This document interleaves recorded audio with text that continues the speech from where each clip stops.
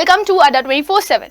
I'm Rebecca, and today in this video session I'm going to teach you a chapter of your class 12 Flamingo book, and the name of the chapter is Indigo, which is written by Luz Fischer. Here in this video session we are covering the part 4th of this chapter, where we will learn the whole explanation of this chapter and we will come all the hard words which will come in between. So hard words are some of the things which we are going to learn in this chapter also, right? So let us see कि हमारे पास इस chapter में क्या दिया गया है. But before starting that, let me tell you an overview of the chapter which we have covered in part 1st, 2nd and 3rd. So हमने अभी तक क्या देखा कि जो गांधी जी हैं वो लूज फिशर को बता रहे हैं कि कैसे उन्होंने फ्रीडम स्ट्रगल किया. उनका फ्रीडम स्ट्रगल स्टार्ट हुआ था चंपारण से, राइट? जिसमें वो बताते हैं कि उनके पास एक गरीब किसान आया जिसका नाम था राजकुमार शुक्ला.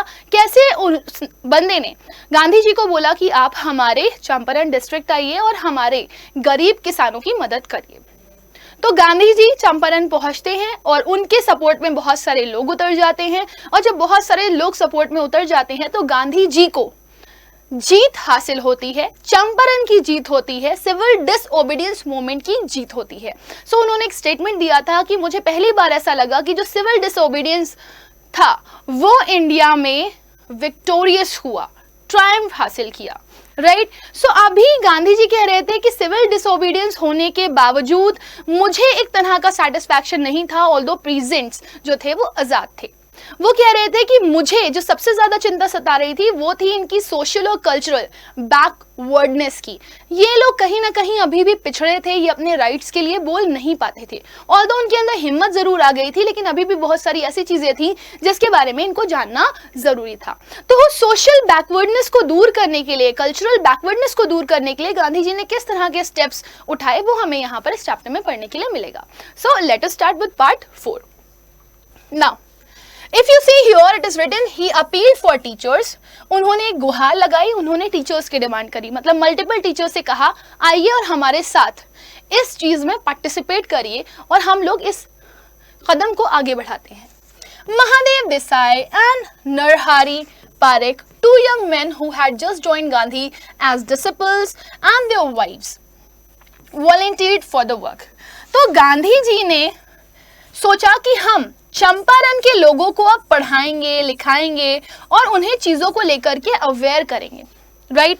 तो उसके लिए उन्होंने लोगों से अपील करी कि मुझे टीचर्स की जरूरत है, ऐसे लोगों की जरूरत है जो इन लोगों को पढ़ा लिखा सके, जो इन लोगों को अवेयर करवा सके. तो उन्होंने लोगों से अपील करी कि भाई आओ हमारी मदद करो, इन लोगों को आगे बढ़ने में मदद करो. तो महादेव देसाई, नरहरि पारेख, 2 यंग लोग जिन्होंने गांधी जी को ज्वाइन किया था एज अ डिसिपल. क्या बोल सकते हो आप इनको? शिष्य, जो किसी को फॉलो करने लगता है, किसी के नक्शे कदम पर चलने लगता है, उसे डिसिपल्स बोलते हैं. सो इन्होंने काम करना शुरू किया. फिर इनकी जो बीवियां थी उन्होंने भी मदद करनी शुरू कर दी थी, और भी बहुत सारे लोग आए जिन्होंने फ्री ऑफ कॉस्ट, वॉलंटियर का मतलब क्या होता है? फ्री ऑफ कॉस्ट किसी की मदद करना, तो वो करना शुरू करी. Several more came from Bombay, कुछ और लोग भी आ गए बॉम्बे से. मुंबई का पुराना नाम था बॉम्बे. पूना से भी लोग आ गए. And other distance part of the land, और दूर दूर से लोग आने लगे कि हम भी मदद करेंगे, हम भी मदद करेंगे, हम भी मदद करेंगे. देवदास जो कि गांधी जी का सबसे छोटा बेटा था वो भी आ गया था. उसके साथ अराइव फ्रॉम द आश्रम and so did Mrs Gandhi. तो गांधी जी का सबसे छोटा बेटा जिसका नाम देवदास था वो भी गांधी जी की मदद के लिए आया. साथ ही साथ में गांधी जी की जो वाइफ थी वो भी आश्रम से यहाँ पे आ गई थी गांधी जी के सपोर्ट में. प्राइमरी स्कूल्स वर ओपन्ड. प्राइमरी स्कूल्स ओपन करवा दिए गए थे जहाँ पे बिल्कुल बेसिक स्टडीज करवाई जाती हैं, बहुत ही स्मॉल लेवल पर पढ़ाई लिखाई करवाई जाती है, उसको आप बोलते हो प्राइमरी स्कूल्स, राइट? तो प्राइमरी एजुकेशन देना शुरू कर दी गई थी लोगों को. 6 गांव थे जिनको चुना गया इन प्राइमरी स्कूल्स के लिए. कस्तूरबा बाई कौन है? गांधी जी की wife. She taught the ashram rules on personal cleanliness and community sanitation. Kasturba by ने वहां पर जाकर के लोगों को बताना शुरू किया कि देखो कितनी ज्यादा जरूरत है साफ सफाई की, हमें अपने आप को साफ सुथरा रखना चाहिए और प्रॉपरली एक एक चीज को सैनिटाइज रखना चाहिए, प्योर रखना चाहिए. हमें किसी भी चीज को गंदे तरीके से नहीं रखना चाहिए, मतलब हमारा आसपास साफ रहे, हम साफ रहें तो ही हम लोग एक अच्छे लिविंग स्टैंडर्ड को जी पाएंगे. तो उन्होंने साफ सफाई की नॉलेज लोगों को देना शुरू कर दी। Health conditions were miserable. अब गांधी जी बताते हैं कि उस समय जब कस्तूरबा बाई ये सारी नॉलेज दे रही थी साफ सफाई की, सैनिटेशन की, तो उस समय की वो बात बताते हैं कि जो लोगों की हेल्थ कंडीशन थी, जो लोगों की सेहत थी, वो बहुत ही मिजरेबल थी। That means very very bad. Gandhi got a doctor to volunteer his service for 6 months। Gandhi ji ने अपने साथ एक डॉक्टर को बुलवा लिया था, वो भी उनको मदद कर रहा था फ्री ऑफ कॉस्ट। 6 महीने तक गांधी जी की उसने सपोर्ट की, सपोर्ट में रहा और लोगों के लिए काम करता रहा। 3 मेडिसिन्स, 3 ऐसी दवाइयां थी जो बहुत ही प्रोमिनेंट थी और यूज में लाई जा रही थी, वर अवेलेबल। पहला castor oil, quinine and sulphur ointment. So ये 3 दवाइयां, castor oil, quinine and sulphur ointment, इन सारे चीजों को अवेलेबल करवाया गया क्योंकि ये बेसिक नेसेसिटी का पार्ट माने गए। Anybody who showed a coated tongue was given a dose of castor oil। कभी भी ऐसा देखा जाता कि कोई ऐसा इंसान है जिसकी जबान कोटेड है, प्रॉपरली उसकी जबान में किसी तरह का कोई इन्फेक्शन देखने के लिए मिल रहा है, क्योंकि बट ऑब्वियस हम लोग खाना किससे खाते हैं, मुंह से खाते हैं, तो मुंह में हमारे जबान होती है और जबान अगर गंदी होगी तो हमारा पूरा का पूरा अंदर जो भी जाएगा वो गंदा होगा, राइट। सो जो भी कोटेड टंग उनको दिखती थी उसको वो क्या प्रोवाइड करवा देते थे, केस्टर ऑयल, क्योंकि केस्टर ऑयल सारी की सारी गंदगी को मार देता है और स्मूथ कर देता है। Anybody with malaria fever received quinine. किसी को भी अगर मलेरिया होता था तो उसे क्विनाइन दिया जाता था और केस्टर ऑयल दिया जाता था। एनीबडी विद स्किन इरप्शन, अगर किसी को भी स्किन से रिलेटेड कोई प्रॉब्लम होती थी, जैसे कि कोई घाव हो गया है, फोड़ा निकल आया है, फुंसी हो गई है, तो उसको ऑइंटमेंट दिया जाता था सल्फर वाला, और साथ ही साथ में केस्टर ऑयल का भी उसमें एडिशन किया जाता था। सो इस तरीके से अलग अलग लोगों को अलग अलग तरीके से ट्रीट किया जा रहा था चंपारण में गांधी जी के द्वारा। Gandhi noticed the filthy state of women's cloth. Gandhi ji ने यहाँ पर रह करके एक और चीज को नोटिस किया। उन्होंने देखा कि यहाँ की जितनी भी औरतें हैं वो बहुत ही गंदे कपड़े पहनती हैं। Filthy refers to very bad, गंदी साड़ी, मतलब एक साड़ी है उसको 6 महीने 7 महीने पहन रहे हैं तो बहुत गंदी हो जाती थी।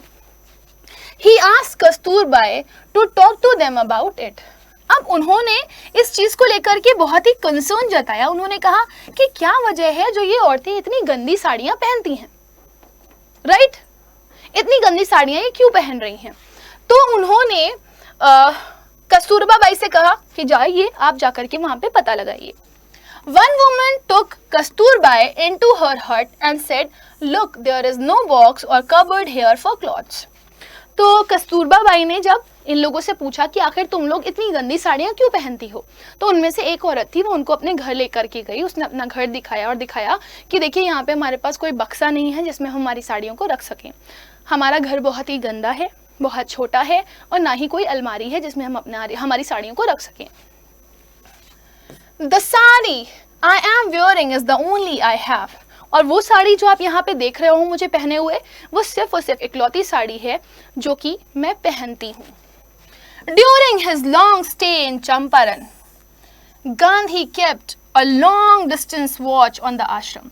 अब ऐसा नहीं था कि गांधी जी अगर चंपारण में बैठे हुए हैं तो वो अपने गुजरात वाले आश्रम को ध्यान नहीं दे रहे थे।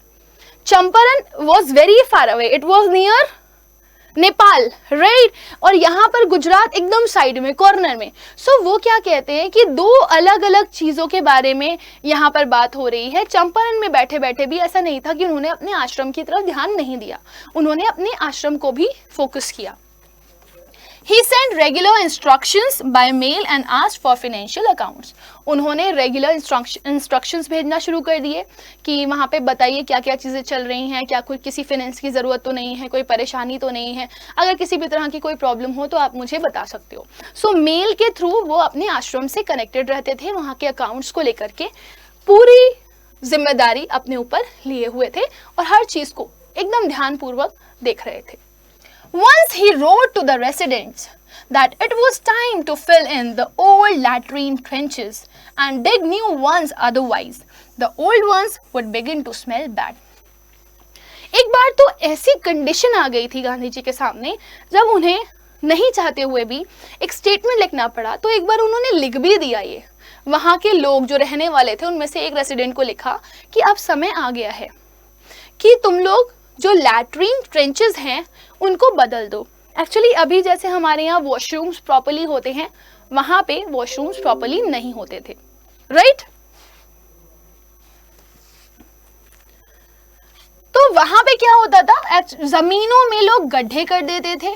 ट्रेंचेस का मतलब होता है डिग, गड्ढे खोद देते थे, उसी में ही वॉशरूम करते थे, और जब वो गड्ढे भर जाते थे तो उसे बंद कर देते थे और दूसरा गड्ढा खोद देते थे और उसमें वॉशरूम जाना शुरू कर देते थे।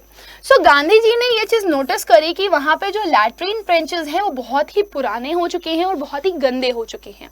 तो अब ज़रूरत थी कि नए गड्ढों को खोदा जाए, क्योंकि अगर इनको और ज़्यादा दिन तक रखा गया तो इसमें से बहुत गंदी स्मेल आएगी जो लोगों को कहीं ना कहीं बीमार कर सकती है। The Champaran episode was a turning point in Gandhi's life. अब गांधी जी कहते हैं कि मेरी जिंदगी में चंपारण का जो इवेंट था वो बहुत बड़ा टर्निंग पॉइंट था। मतलब मैंने जो सोचा भी नहीं था वो मैं यहाँ पर करके आया था। एक बहुत ड्रास्टिक चेंज उनकी लाइफ में आया। एक तरीके से आप बोल सकते हो उनकी लाइफ चेंज हो गई। He got a transition, right? What I did, he explained. वो बताते हैं कि उन्होंने क्या किया। Was a very ordinary thing. वो कहते हैं मैंने तो ऐसा कुछ भी नहीं किया जिसमें बहुत वाहवाही बटोरी जाए या बहुत ही शानदार काम हो। मैंने कुछ बहुत बड़ा, कुछ बहुत डिफरेंट नहीं किया था। It was just normal, it was ordinary, जो आम इंसानों को करना चाहिए। साफ सफाई, लोगों को अवेयर करना is just a normal thing. I declared that the British could not order me about in my own country. मैंने वहाँ पे लोगों को बोला ब्रिटिशर्स इस जन्मभूमि के नहीं हैं, वो बाहर से आए हुए लोग हैं। They are outsiders. They cannot come and give us order. वो आएंगे यहाँ पर और आ करके हमको ऑर्डर नहीं दे सकते, ये उनका अधिकार नहीं है। But Champaran did not begin as an act of defiance. It grew out of an attempt to alleviate the distress of large numbers of poor peasants. तो गांधी जी ने बताया लुईस को, उन्होंने ये बोला कि देखो मैं जो भी काम करने गया था ऐसा नहीं था कि बहुत वाहवाही कमाने के लिए मैं जा रहा हूँ या बहुत ही डिफरेंट काम करने जा रहा हूँ जो सबसे अलग हो। बहुत ऑर्डिनरी सा मैंने काम किया।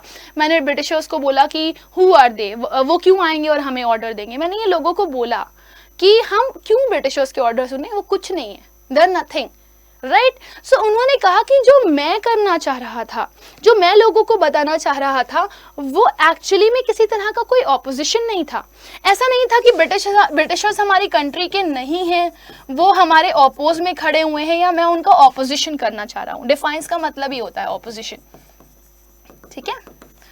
तो गांधी जी कहते हैं but Champaran did not begin as an act of defiance. मैंने जब चंपारण एक्ट शुरू किया तो मैं यहाँ पे किसी का अपोज करने के लिए नहीं खड़ा था।